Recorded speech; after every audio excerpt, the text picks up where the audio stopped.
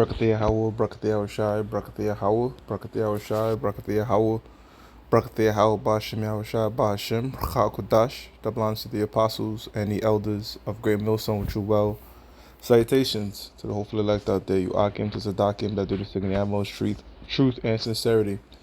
On the Pre-Shaman, this week's topic is going to be entitled, Why Were They Afraid, Yet There's Fight? So, the scripture, this lesson is inspired by the scripture in 2nd Ezra, the 13th chapter, and the 8th verse. I'm going to go ahead and start at the top and get to it.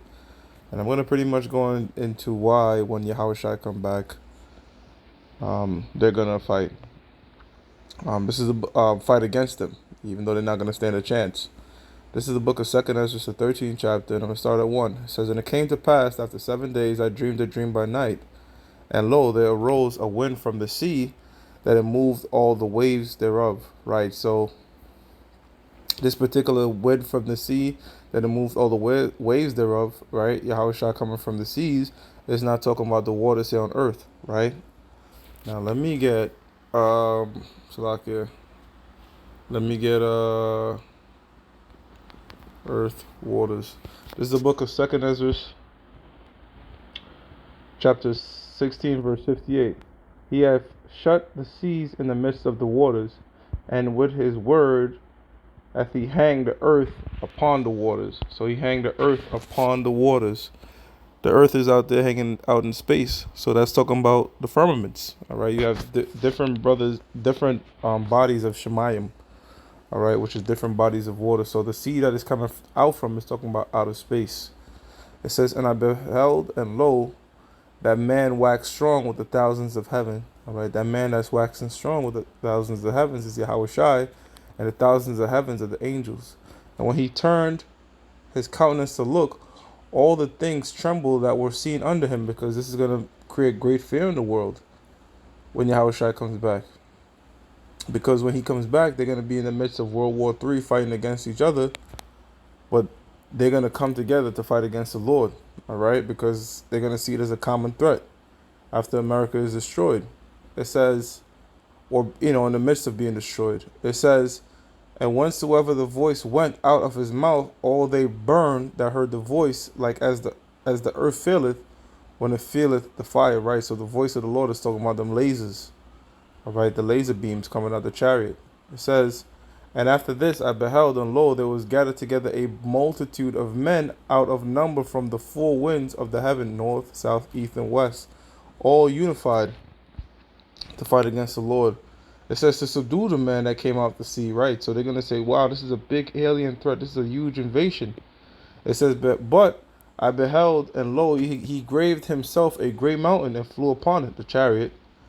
But I would have seen the region or place whereout the hill was graven, and I could not, because it was a very large chariot. And after this I beheld, and lo, all they which were gathered together to subdue him were so afraid, and yet there's fight.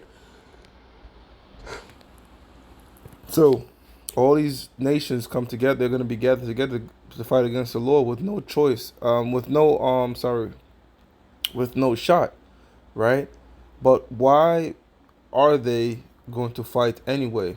Why is the Lord going to make them fight anyways? Well, when you go to the law here, I'm going to go to it, in the book of Deuteronomy, the 20th chapter, concerning war. Because when you read the top verse, it says, Deuteronomy 20:1, When thou goest unto battle against thine enemies, and seest horses and chariots, and a people more than thou, be not afraid of them, for the Lord, Yahweh Shem Yahshai, that power is with thee, which brought thee out of the land of Egypt. So, it says, And it shall be when ye are come nigh unto the battle, that the priest shall approach and speak unto the people. So, basically, this Deuteronomy, the 20th chapter, is going into the law concerning war. And when Yahushua is coming back, he's coming back to declare war. All right, to conquer. Now, and it's in the law. I'm going to read it. It says, verse 20, Deuteronomy 20:10, When thou comest nigh unto a city to fight against it, then proclaim peace unto it. And it shall be if it make the answer of peace and open unto thee, then it shall be that all the people that is found therein shall be tributaries unto thee, and they shall serve thee. So if if we go to conquer a nation and they say, look, we want peace, we don't want no problems, we want peace, then by our law they should be tributaries. It says, and if it will make no peace with thee, but will make war against thee, then thou shalt besiege it. So if it makes peace, you are tributary. But if you make war, then we have all the right to besiege it. This is why they're going to fight. Because if there was peace, if they say, look, man, we don't want to fight against you, Lord, you will take the role of a tributary, right? But the Lord doesn't want it to play out like that. The Lord wants the war to happen. And I'm going to back this up with another precept. In the book of Joshua 11:19, why the Lord is hardening their hearts, that Yahushua may do his thing, may take this kingdom, all right, to fulfill the prophecies. This is Joshua 11:19. It says, there was a city that made peace with the children of Israel, save the Hivites.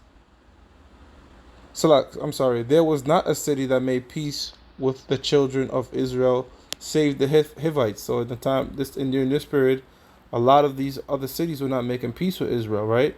Save the Hivites. Only the Hivites, the inhabitants of Gibeon, all others took in battle. So everybody was going in battle with Israel. Now the second verse, the 20th verse, elaborates as to why that was happening. It says, for it was the Lord to harden their hearts, that they should come against Israel in battle, that he might destroy them utterly, and that they might have no favor, but that he might destroy them as the Lord commanded Moses. So the Lord hardened their hearts. It's the same thing we read in 2 Ezra, the 13th chapter, the 8th verse. The Most High is going to harden their hearts to come against Yahushua in war, in battle. For what purpose? That the word of the Lord may be fulfilled. All right, that Yahushua may destroy them and take the kingdom. All right, take it. Not come and there's peace and we surrender and tributaries. No, that's not how the Lord wants it to play out. The Lord wants it to play out in a faction of war, and this is the scripture as to why it has to go down like that. All right, because there's cases in the scriptures where other nations were just praying tributaries. Right? 2 Kings 3:4 says, and Mesha, king of Moab, was a sheep master, and rendered unto the king of Israel 100,000 lambs and 100,000 rams with the wool. So he was given tributary, right? But check this out. But it came to pass when Ahab was dead, that the king of Moab rebelled against the king of Israel. So under King Ahab, this dude was playing tributaries. All right, but when that king died, he already was dead. Now fuck that, I'm going to rebel. So there's instances when we go to war, and there's ways to go about war, all right, in our law. And Yahushua, being completely sinless, completely blameless, same thing has to happen here, all right? These nations are going to have to fight against them, okay? That way, again, Most High harden their hearts, that the word may be fulfilled, and it's not in violation of our law when one goes to take a city. So with that, I hope you brothers are edified. All right, I'm going to give all praises to Yahweh, Ba'ashim Yahushai, Ba'ashim Rachah Kodash, double honors to the apostles and the elders of Great Millstone, which you well. Salutations to the hopeful elect out there, you Akim to Zadakim, that do this thing in the utmost truth and sincerity. Shalom.